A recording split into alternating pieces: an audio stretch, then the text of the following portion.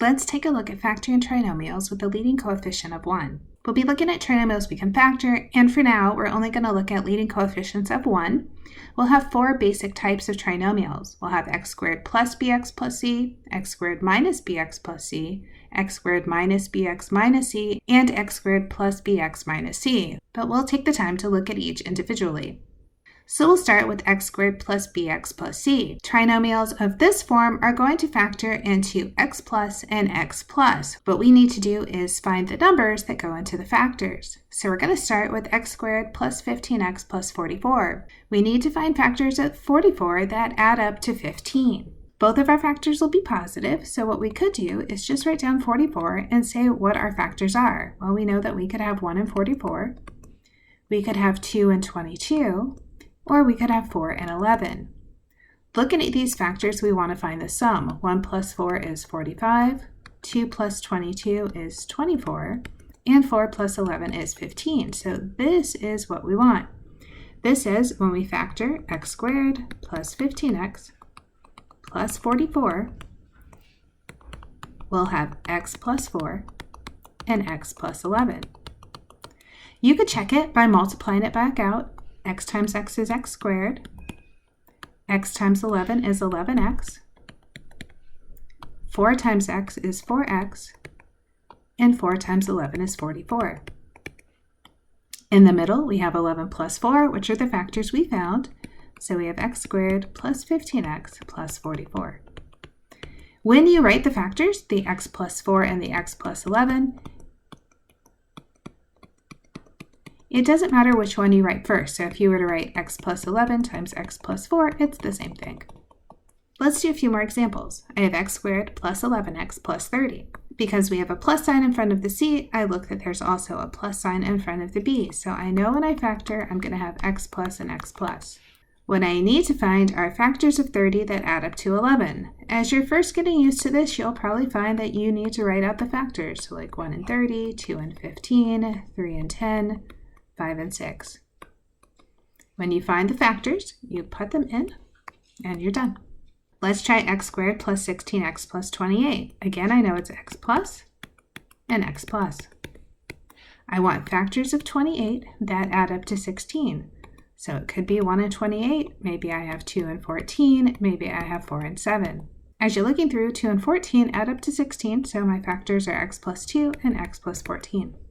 Our second type of trinomial is x squared minus bx plus c. So we still have a plus in front of the c, but now I have a minus in front of my b term. So as I factor, I'll have two things that are negative. So I'll have x minus and x minus. Let's look at the example x squared minus 8x plus 15. I factor into x minus and x minus. Both of my factors will be negative, so as I write out my factors of 15, I think negative 1, negative 15, I think negative 3, and negative 5. When I add them, I'm trying to get negative 8. Negative 3 minus 5 gives me negative 8, so I put in minus 3 and minus 5. So let's try x squared minus 7x plus 12. So I write out my factors. I have x and x. I think about 12, and I have two negative factors. So negative 1, negative 12, negative 2, negative 6, negative 3, negative 4. I grab the negative 3 and negative 4 because they add up to negative 7, and I put them in as factors. Let's try x squared minus 27x plus 50.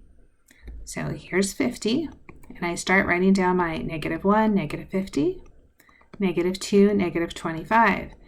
As you're going, if you notice you have the answer, you can stop. There's no reason to write all the factors once you find the solution.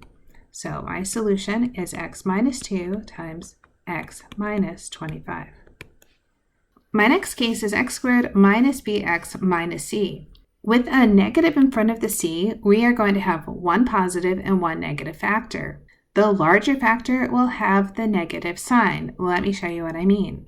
When I look at negative 36, I'm thinking about factors like 1 and 36, 2 and 18, 3 and 12, 4 and 9. I want to give the larger of the factors, like 36, 18, 12, and 9, the negative sign. When I add them together, I'm looking for them to have a sum of negative 9. I can see that happens with 3 and negative 12. So that says I would write x plus 3 and x minus 12. So let's try that a couple more times. I have x squared minus 11x minus 26. I write my negative 26, my factors of 1 and 26, 2 and 13. I make the larger one negative. 2 and negative 13 give me negative 11, so I'm going to write x plus 2 and x minus 13. Same thing with x squared minus 2x minus 48. I write my 48, and I write my factors 1 and 48, 2 and 24, 3 and 16, 4 and 12, 6 and 8. I make the larger one negative, and then I look for them to have a sum of negative 2, which is from the 6 and negative 8. So I write x plus 6 and x minus 8. Our last case is x squared plus bx minus c. Once again, I have a negative in front of the c, which means I have a negative number. When I separate the negative number, this time I want it to have a sum that's positive, so the larger factor will get a positive sign. If I look at x squared plus 5x minus 14, so I have negative 14, factors would be 1 and 14, 2 and 7. The larger number is positive this time, which means the smaller number is negative. I want them to have a sum of 5, which I can see with negative 2 and positive 7. I have x minus 2 and x plus 7. My last one says x squared plus x minus 72.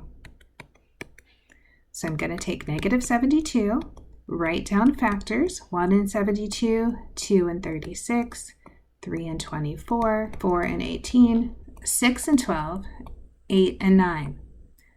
Remember this time, you're going to make the larger one positive, which means the smaller one is negative. As you're putting them together, you want the sum to be a positive 1, so it says I have x minus 8 and x plus 9. As you're going through and doing the homework, you're going to find that these trinomials are kind of mixed up. Make sure you're paying attention to the sign of C and then looking for the sign of B to know if you have two positives, two negatives, or a positive and a negative in your factor.